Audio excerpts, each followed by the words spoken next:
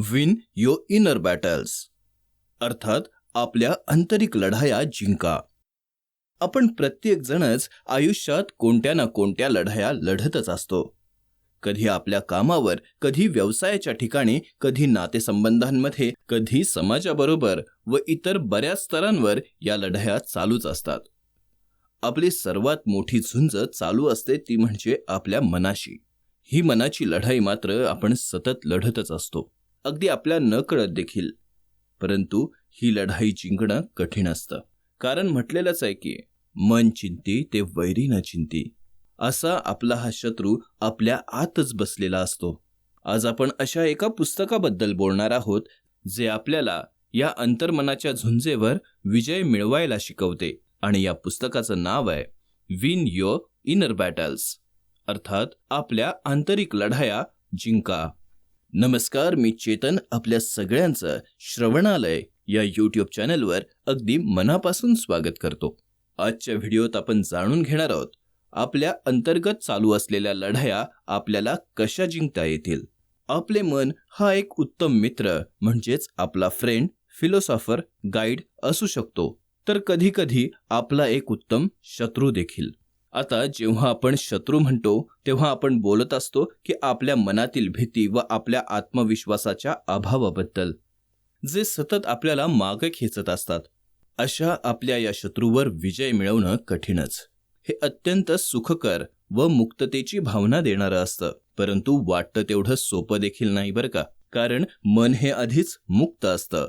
त्याच्यावर विजय मिळवून त्याला कायमचं मुक्त करणं मात्र कठीण.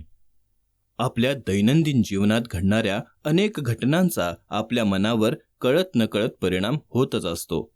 रोजची धावपळ, आजारपणं, टेन्शन, जबाबदाऱ्या अशा अनेक घटकांनी आपलं मन निराश होऊन खचून जातं. परंतु आपलं मन हे एका स्प्रिंगसारखं असतं. ते खाली वर जातच असतं. आज एखादं प्रेशर आलं तर खाली, आणि तेच एखादी चांगली घटना घडली तर वर. मनाच्या लाटांचा हा प्रवास चालूच असतो. ही स्प्रिंग तेव्हाच चांगली राहू शकते जोपर्यंत तिला बाहेरील कुठल्या घटकांमुळे नुकसान पोहोचत नाही, अर्थात शारीरिकदृष्ट्या. म्हणजेच एक उत्तम शरीर एका उत्तम मनाचे कारक असते. आणि एखाद्या प्रोडक्टिव्ह राहू इच्छित असलेल्या माणसासाठी त्याचं आरोग्य हा सर्वात मोठा घटक ठरतो. म्हणजेच तुमच्या मनाला तुम्हाला बळ द्यायचं असेल आणि सकारात्मक विचार द्यायचे असतील तर पहिलं तुमच्या शरीराने तुमची साथ दिली पाहिजे. आणि त्या उलट हे देखील तेवढंच सत्य आहे की मनाला शरीराला साथ द्यायची असेल तर मन देखील निरोगी असणं आवश्यक आहे. असं नसल्यास आपली चिडचिड होते, आपले दैनंदिन जीवन विस्कळीत होते, आपण जास्त काम करायला जातो आणि नको त्या गोष्टींचा स्ट्रेस देखील घ्यायला लागतो, जे काही फारसं चांगलं लक्षण नाहीये. एक गोष्ट लक्षात ठेवणं खूप गरजेचं आहे की एखादी व्यक्ती आपल्या रोजच्या जीवनात आपल्या सुरक्षित आयुष्याकडे परत जाणे किंवा वाढीच्या दिशेने पुढे जाणं निवडू शकते. आणि सर्वात महत्त्वाचं म्हणजे ही निवड नेहमीच आपली असते. परंतु रोजच्या जीवनात आपली वाढ ही आपण पुन्हा पुन्हा निवडली पाहिजे आणि भीतीवर पुन्हा पुन्हा मात केली पाहिजे, तरच आपला विकास होऊ शकतो. आयुष्य म्हणजे निर्णय घेणे होय, आणि भीतीपासून परावृत्त होणे हा देखील एक निर्णयच आहे.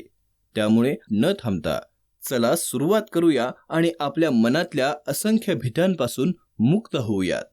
यासाठी या पुस्तकात आपल्याला काही सूत्र दिली आहेत. चला पाहूयात काय आहेत ही सूत्र. यासाठी आपल्याला काही गोष्टी आपल्या मनाला वारंवार सांगितल्या पाहिजेत आणि सकारात्मकतेची निवड दररोज केली पाहिजे. सर्वात पहिलं सूत्र आहे ते म्हणजे नेतृत्व करा, अनुसरण करू नका.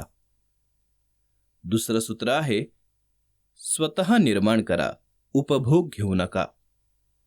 तिसरं सूत्र आहे सकारात्मक रहा, नकारात्मकता सोडा. तर चौथं सूत्र आहे समस्या सोडवा, तक्रार करू नका. आनंद निर्माण करा, उदासीनता नाही.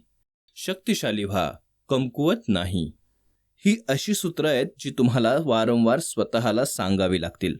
प्रत्येक परिस्थितीमध्ये या सूत्रांची आठवण करून तुम्हाला तुमच्या मनात हे बिंबवून तुमच्या मनाला नेहमीच सकारात्मक, धैर्यवान, जबाबदार आणि आनंदी राहण्याची सवय लावून घेतली पाहिजे.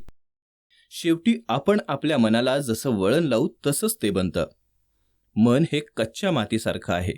त्याला आपण वळण लावू तसं ते विचार करतं आणि त्यानंतर एका पक्क्या घड्याप्रमाणे आपले विचार बनतात. त्यामुळे सकारात्मकतेची, धैर्याची, आनंदाची, अलिप्ततेची छन्नी मारून मारून तुमच्या मनाला तुम्ही एक सुंदर आकार देणं आणि त्याला निरोगी बनवणं ही या मनावर विजय मिळवण्याची गुरुकिल्ली आहे.